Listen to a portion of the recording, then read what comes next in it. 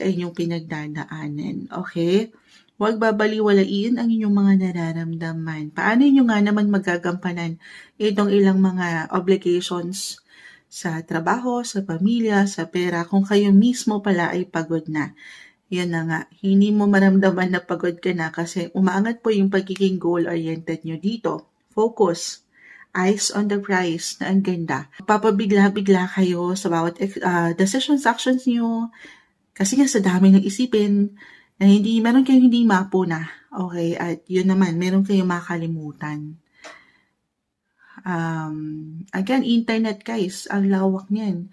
May umaangat na ads sa akin dito. Sa aking CP nakita ko. Pagdating sa inyong mga credit cards, halimbawa lang naman, pagdating sa bangko, baka meron kayong hindi mapuna.